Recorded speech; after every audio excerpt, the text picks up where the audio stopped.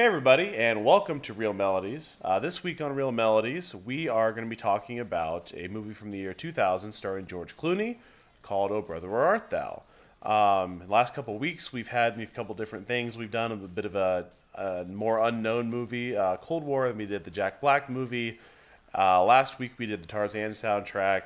And this week, we're sticking about that same time, the early 2000s again. So We will move on to other eras of film history very, very soon. But we decided to go with a movie that we both like. We haven't seen it in a fair amount of time, kind of Yeah. like Tarzan, funny enough. But this is a very different vibe from the other weeks. Cold War is very formal and orchestral. Tenacious D is very rock and roll based, but also with some elements reminiscent of classical music. Yep, definitely. Tarzan definitely had a lot of 80s and 90s rock era. Rock, pop, yeah. This is a lot of country, so we're going in a very different direction from what we've done before, but still very good music and a very good movie. We have a lot of folk, country, gospel, Spirituals, traditionals. and we have a little bit of blues, so it's kind of a grab bag. Definitely it is. This whole album, the cool thing about it is, these other movies we've done, it's been, one or two artists that have taken charge and written everything and sung everything and performed everything. This one, being that it is a collection of, folk songs, traditional songs, there's also a number of different performers on this album. Sure. Too many to list, to be completely honest with you. But the collection that was decided upon for the movie was decided upon by two guys, T-Bone Burnett, I love that name, and Alan Larman. They were the ones who were brought in 1999 to create this soundtrack. And because the soundtrack was such a big part of the movie, not just as a background, but like actually within the movie itself. And we will talk about that because it's very important. Yes, and because of that, which is why the soundtrack was actually recorded in '99 before they did the movie. I didn't know that. Okay, Yes, so just found that out while I was doing some research for this podcast. I was found out there's a lot of interesting stuff that I found out about this soundtrack that I didn't really know, and it's always fun to learn new stuff like that. So we were talking last week really quickly about the Tarzan soundtrack, and that did, I think, 2.5 million records Something were like sold that, or something yeah, like that. yeah. I heard it's even larger for this one. Is that correct? This one is insane. It blows my mind. Okay. Sales wise, in Canada, it went quadruple platinum, sold 400,000 units. In the UK, it sold 300,000.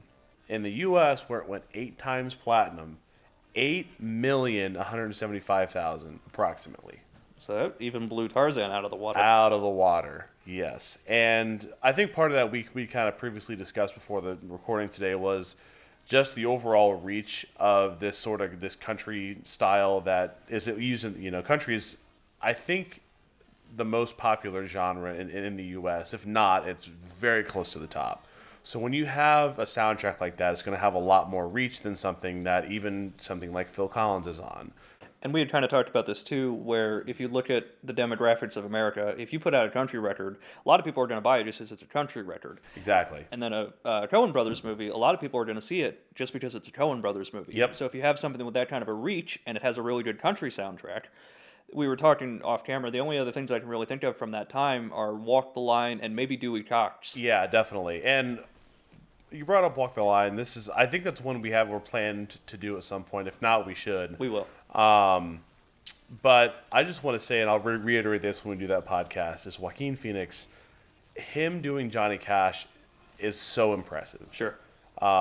Everything in that movie that was recorded was sung by him, and which is genuinely impressive. Absolutely. But anyways, that's podcast for another for a day, different yeah. time. Yeah. So a little bit more about this album before we get into the movie and the actual music part of it. Sure.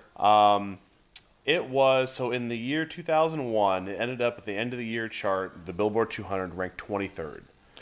And in the country albums Billboard, number 2, and number 1 in the U.S. soundtrack albums. And that was all in 2001.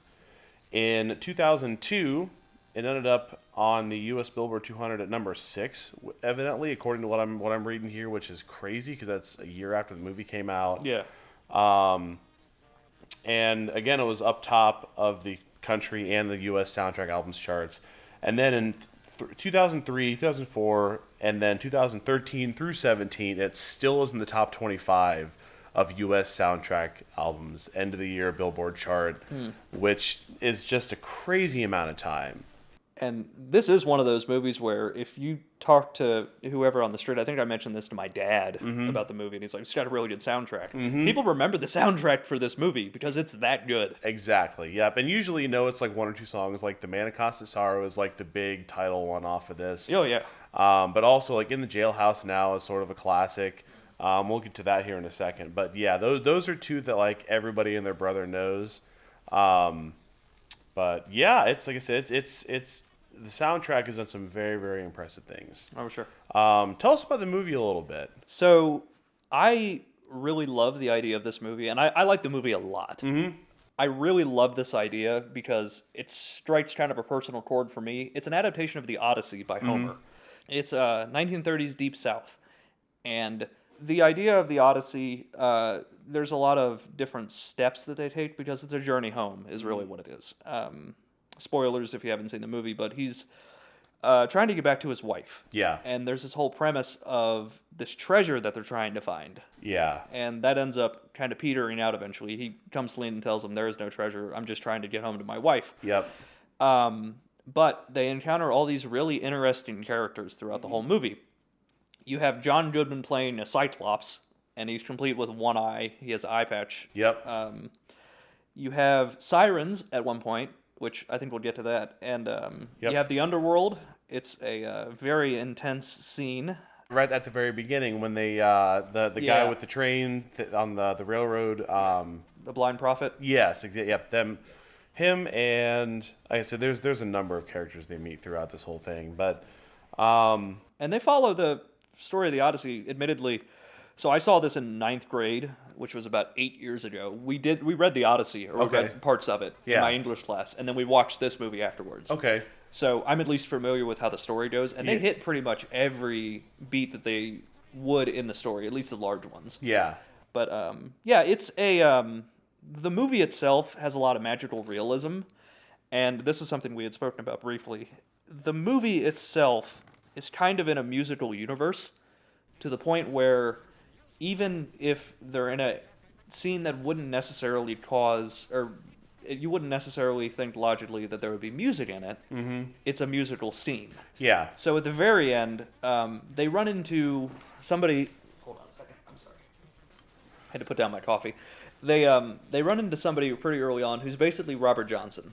His name is Tommy Johnson in the movie, but it's Robert Johnson. Yeah.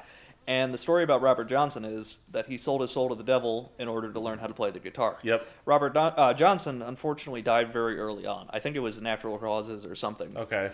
But in this movie, they run into him for a little while, and he's African American. This is pertinent because later on, in the scene corresponding to when they go to the underworld in the Odyssey, they run into a Klan rally. Yep. And in that rally, they have Robert Johnson, and they manage to save. Tommy Johnson in the movie, more or less Robert Johnson. Yeah. But they managed to save him. But the point is, that's a musical scene. Yeah. They have the song called "Oh Death." Yes. Which you would not expect to see. No, like they're not singing in that type of a real life situation. No, I don't think so. I wouldn't know. No, neither one of us. Good God. Disclaimer. Yeah, let's put that out there. Just from what I would assume, there's no way in hell they're singing during that. Also, with a secret society like that, a lot of the time there is some sort of musical aspect that's going to be involved. Yeah. With any sort, I mean, that's in cults and that sort of thing. There's always a lot of the time there's a sort of musical or like a chant aspect. Sure, but it's not a choreographed number that they were doing in this. They have like a straight up dance number, but it's the entire movie. Our point is the entire movie is very much in the tradition of a musical, but it's not a musical. Yeah. And there's something really small that I did notice. There's a part right before this, actually, when George Clooney reveals to all of them, hey, there is no treasure that I stole. I'm just trying to get home to my wife. When he gives that information, even the the non-diegetic music in the movie, which, for anybody who doesn't know that term, diegesis is whatever's within the world of the film. Okay. So if they turn on a radio and you hear, I am a man of constant sorrow, that's diegetic. Okay. The score, generally speaking, is non-diegetic because Yeah. it doesn't interact with the characters. Okay. It's a very important term for film history or film theory and a lot of that. When he tells them, "Hey, I'm just trying to get home to my wife," even the diegetic music stops. That's right. Even the world around him is like, "Hold on, Yeah.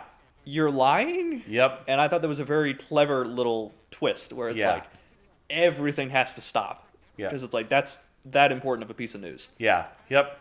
So let's get into the music side of things a little Sure. bit. There is quite a bit to talk about. Now, some of these you're probably gonna hear me say this more than once.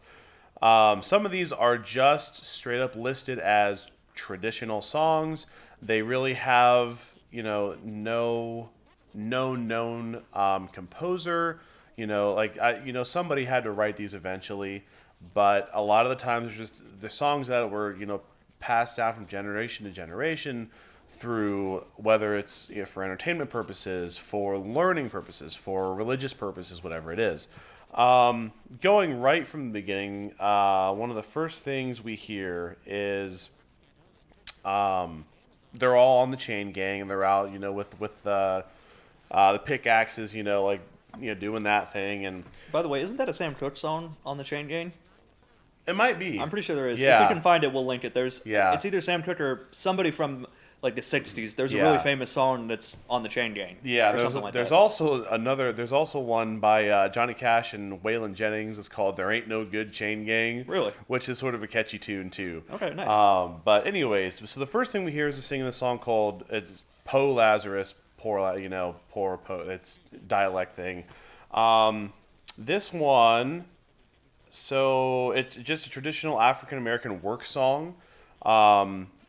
I'm sure it probably originates with slavery, most likely. Don't quote me on that because I don't know exactly when it originates. But as old as the song is, chances are that's where it came from.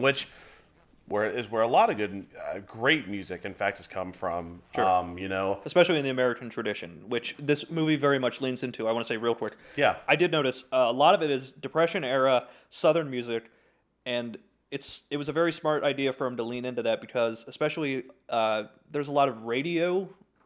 That factors pretty heavily into it because their song "I Am a Man of Constant Sorrow" gets put on the radio and it's a big hit. That's at the time what the main form of cultural dissemination was the radio. Yeah. And whether it be news or gospel or soul or not really soul at the time, but blues music Yep. or any type of traditional stuff, either would have been you were talking to somebody and you were singing, you were working wherever, Yep. or it was on the radio. Yeah. So it's very smart that they leaned into that because that's very much what the world of that time was. Yeah. But I'm sorry, go right ahead. No, you're good. Yeah, very, very solid point there. We were talking about the Chain Gang. Yes, the Chain Gang, the Poe Lazarus song. A little bit of history on that song itself. It was recorded by a guy named Alan Lomax. He actually traveled the U.S. and a couple other countries just with a tape recorder. And he would go around and just find anybody and everybody to sing old folk music, traditional music. This one in particular, he happened to record into prison. And the main leads, it's sort of like a call and response sort of thing. The lead guy's name was James Carter. And then it's recorded and it's listed as James Carter and the Prisoners. And if you didn't know anybody, you might just think it's a band name, But it actually was a bunch of actual prisoners in... I believe in Mississippi that were recorded for this original song. And this whole library that Alan Lomax created from his travels, which oddly enough is sort of, to connect back one of our other podcasts, is sort of what happens at the beginning of Cold War. Is a little bit, a little bit. They're going around just finding anybody who will sing folk music, whenever it is. But anyways, all of the recordings are now actually in the Library of Congress. Which I, again, didn't find out till today. So that's a little bit about that first one. The next one we hear is the Big Rock Candy Mountain. Yeah. It's basically the song accounts like sort of a paradise that's described by hobos. I'm not sure if that's a correct term anymore, but Maybe drifters or something? Drift, yeah. People, back in the day, to hobo was to somebody who didn't really have a home, but they would... they'd stow away on boxcars and trains and travel around. And all that sort of thing. And this is especially pertinent because in the Depression era, a lot of people had lost their homes, Yeah. which they go into a little bit in this movie. They get sold out very early on by John Turturro's cousin because he needs the money for his farm, Yep. which you don't want to sell out your family, but it's understandable why that happened. Yeah. A lot of people were in that situation where they need to be on the road. Yep. And that fits very heavily into Can't this. stay in one place too long. Yeah. Not our guys. They are on the run from the cops. Oh, but definitely. That's something that would have happened at the time. Yes. So the Big Rock Candy Mountain, like, it describes that sort of paradise where there's like cigarette trees and the hens lay hard-boiled eggs and like crazy stuff like that. It almost sounds like an LSD trip a little bit. Somebody had some bad mushrooms when they were Yeah, out. exactly. Don't they do that in Tenacious D? Oh my gosh, Jack Black and John C. Reilly shows up as Bigfoot for a minute. That's that fits into that movie way too well. Yeah, But- might have been what happened here. Anyways, Big Rock Candy Mountain, first recorded in 1928 by a guy by the name of Harry McClintock. I'm probably saying that wrong, but he claims that he wrote it in 1865 while hoboing through the U.S. with his dad. But there's parts of it and aspects of it that appear to be like older sort of aspects of like folk traditional. So it's probably one of those deals where there's like a similar tune that he may have put different words to, which is, pretty common. Sure. This isn't necessarily folk music, but like an example of that is the Alphabet Song and Twinkle Twinkle Twinkle Twinkle Little Star are the same exact tune. It's from Mozart, right? Yeah, it's a Mozart tune, and like So that's sort of like the idea. Like people are saying, oh, it's there's aspects of this that have kind of been around for a while. He just put words to it, or whatever it may be. Sure. The next one, and this song is throughout American history has been a pretty big hit. It's been used and covered by so many people. Is "You Are My Sunshine." And I think probably the most common version of it that people will hear is the Johnny Cash version, which is a little weird to me. Like, don't get me wrong, I'm a huge Johnny Cash fan. There's a playlist of his like 90 songs that I have like all memorized because I just listened to it that many times. Sure.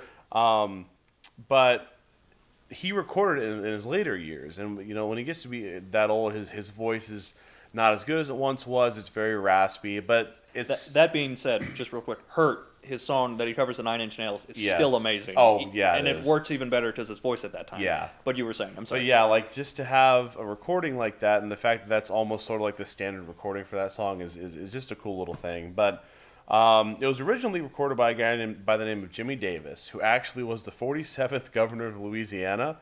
He was a performer and actually an actor. He was in 7 movies between 1942 and 1950. He wrote and recorded "You Are My Sunshine" in 1950. Man was busy. Yeah, he was. Yeah.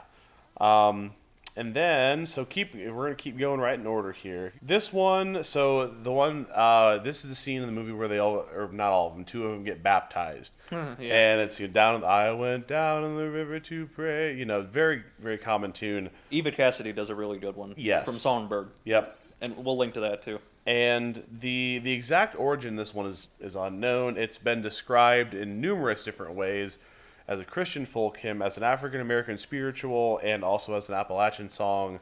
Nobody really knows where it came from, but it's been around a long time. Going on to the next one, sort of like the big song to become a hit off this soundtrack, "I'm a Man of Constant Sorrow." So this one is originally from a songbook written by a guy named Dick Burnett. He was a partially blind fiddler from Kentucky, which I'm going to hit back on here in a second. Sure. It was originally titled "The Farewell Song," and it was, like I said, just in a songbook that he wrote. It was from 1913, and it was recorded the first time in 1928 by Emery Arthur. That's when they gave it the new title of "Man of Constant Sorrow." And I couldn't find that recording anywhere. I didn't look super hard for it, but I looked around. I couldn't really find it anywhere, but it may be out there somewhere.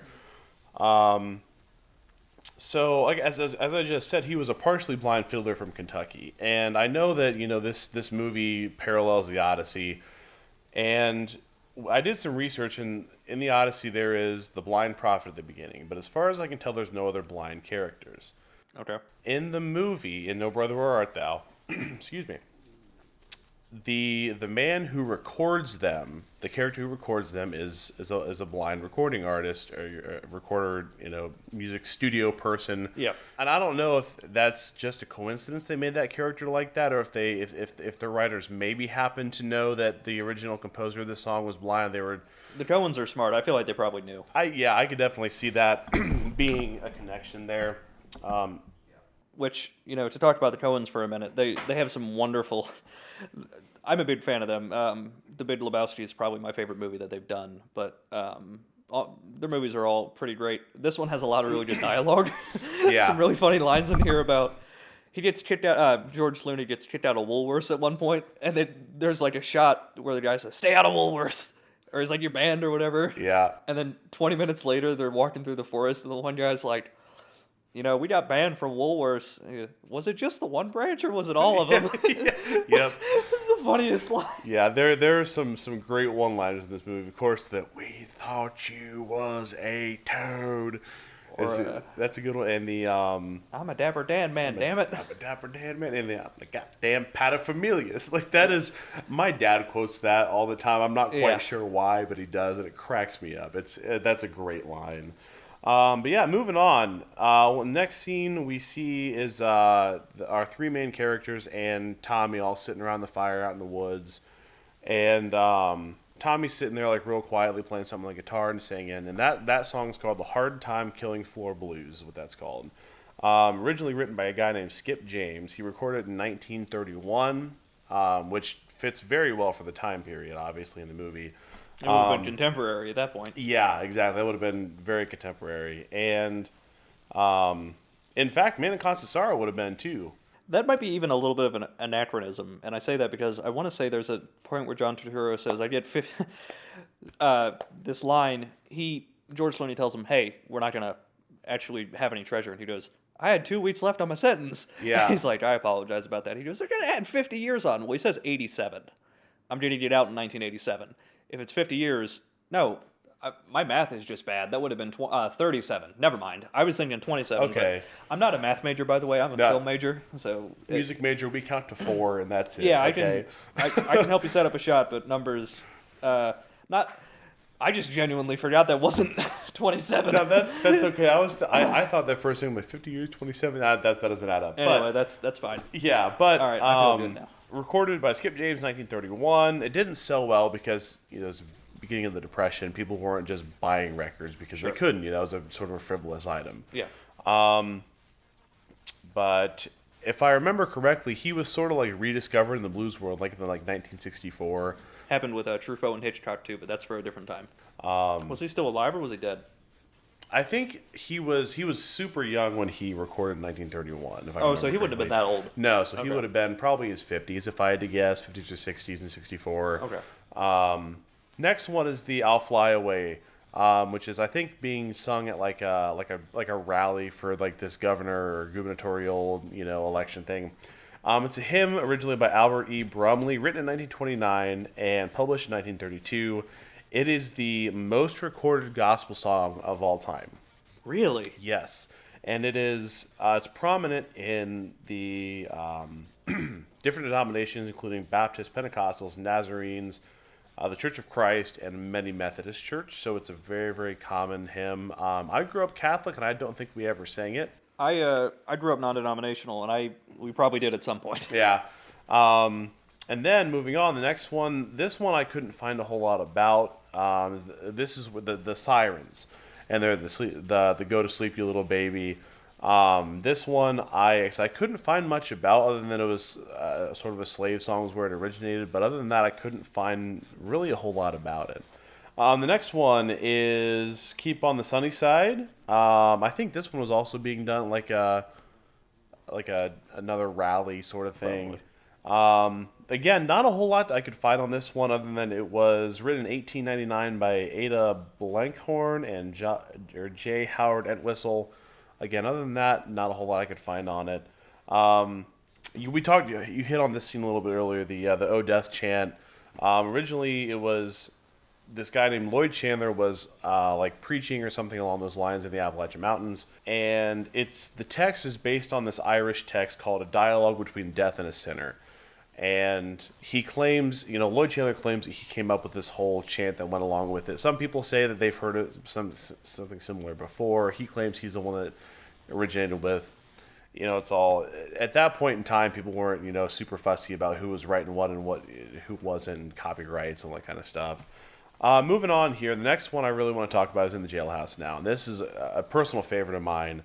It was written and recorded by Jimmy Rogers. February 15th, 1928 is when this is recorded. So this, again, fits into the time period very, very well. First of all, it's just a great tune. It accounts, the story of, Ramblin' Bob. He gambles, and then he gets, he gets put in jail. And then the next, the first two verses account him. The third verse, who is it? There's another character in this song, and she gets locked up with him at some point. They're going around going to cabarets and honky tonks, and then they get locked up together. And it's kind of it's a comical story, but it's such a great tune. It's been recorded so many times by so many different artists. Webb Pierce, I think, is the most commonly known version of it. If you are a modern country person and not an old country person, there's a song by Sam Hunt called the name is eluding me, but we'll link to it, by the way. Yeah, we'll find it. But at the very beginning, it samples this song by Webb Pierce called "There Stands the Glass." Okay. But a Sam Hunt song samples that, and that's, oddly enough, I don't even like Sam Hunt personally, but that's how I found out about Webb Pierce, and I like Webb Pierce a lot. Johnny Cash also covered it, which he covered everything. So, but yeah, and then the last one we're going to talk about here is at the scene where they get to the house where this ring is supposed to be for the main character to remarry his wife. And she tells him specifically, "I need my ring or I'm not marrying you." Yeah, which don't get me started on that. But to each their own. Yeah. But so they walk into sort of an ambush, and the warden or whoever that's been looking for them since the beginning of the movie, with the dark glasses and the dog. And something real quick about this. I'm sorry, Robert Johnson, when he sold his soul to the devil, he gives us a description of the devil. He says he's white, he has black eyes. Yeah. He has a booming voice. It's the warden. I don't know necessarily if he's supposed to represent the devil incarnate or fate or whatever it is. Yeah. But there's something more to him. There's probably an answer for it, but I definitely saw that. I'm like, oh, he's the devil, because they see. Well, I talked about this briefly at the very end. Deakins does a beautiful job of showing a lot of fire in the reflection of his glasses. Yeah. But we'll get to that. Yeah. But yeah, so they walk into this sort of ambush, and they've got nooses up to hang these three guys, and they've got graves dug, and there's these African American guys who are digging the graves, and they're singing this song called "Lonesome Valley." This one, it's a gospel song originating from the early 1900s, just like everything else. The actual composer, again, unknown. It's just listed as traditional. The first known recording of it was by the Jenkins family in 1925. I already forgot. Oh, the Fairfield 4 is like the most commonly known one, though. Again, it's like African American all guys. Like they do like barbershop and gospel stuff. But in this movie, one thing that there's one of the guys that just hits this crazy low note, and like every time I hear it, I'm like, that's insane. But yeah, I know I think we are out of time pretty much. But this soundtrack, just to wrap things up, has so many great tunes and so many great artists, that are not super well known, but very, very talented. And obviously the album did extremely well. As did the movie, I would assume. Yeah, I think it was a pretty big hit when it came out. So I want to talk really briefly about the cinematography, because that's kind of what I do. Roger Deakins did the work on this movie, and Deakins has 2 Oscars now. He is amazing. He's one of the better and more well-renowned DPs working today. He got knighted not too long ago. I think it was this past year. So man's very, very good. He's worked with the Coens a few times. He did The Big Lebowski, among other works with the Coen Brothers. This movie's amazing. It's very well shot. He does a lot of good work. Fire. There's a lot of fire in the movie. The work with coloring in post-production that was done was revolutionary at the time. It was the first time that I know of that digital post-processing color work was really done. Because the movie was shot on Kodak film. I did notice that at the credits. But he went into the computer later on, or the team did, or whoever, under his guidance, and really brought down the saturation of the greens in this movie, because he's quoted somewhere, and I'll link the video if I can find it, saying that Louisiana in the summertime looks like Ireland. Yeah. So a lot of it, they really leaned into the Depression-era look with a lot of sepia tone. Mm-hmm. And they did a great job of really making that prominent look in the film. It works well with fire, too. Because the fire is very bright orange. Yeah. And you see a lot of, in the person who's hunting them, his glasses, you see a lot of fire in that. But even just the way that glows on the people, whether it's a campfire or something's burning that they're trying to get away from. Yep. Beautifully done. Yes, it is. It's besides like the whole, very well written, directed. Mm-hmm. It's genuinely just a good movie. Yeah. Just from a layman's side of sure. things. And it does take place in the Deep South in the 30s, so there are some parts that are going to make you a little bit uncomfortable. Again, that's... But they're also, like, historically accurate. And it's unavoidable with the source material. Well, with what they're doing with the source material. Yeah. They do a good job. When they go to the racist rally, it's their version of hell. Yeah. So, obviously, the Coens are smart about it. They do a good job. I like the movie a lot. Me too. I was probably in my top 10, maybe my top 5. Really? Yeah. Yeah. You'd love the movie. I think it's a lot of fun if you haven't seen it. Even if you aren't a huge fan of the movie, the soundtrack is pretty wonderful. Soundtrack is great. It's on Spotify, YouTube, pretty much anywhere you can find it. Absolutely. But yeah, again, thanks for joining us this week. If you haven't joined us in the past, we hope you go back and listen to our first couple podcasts. And we hope to see you next week, and we'll have a thriller for you next week in the theme of Halloween. And it's not going to be from the late 90s and early 2000s. We're going a little bit farther back in time. All right. All right. Thank you. Thank you. Hope you all have a good week.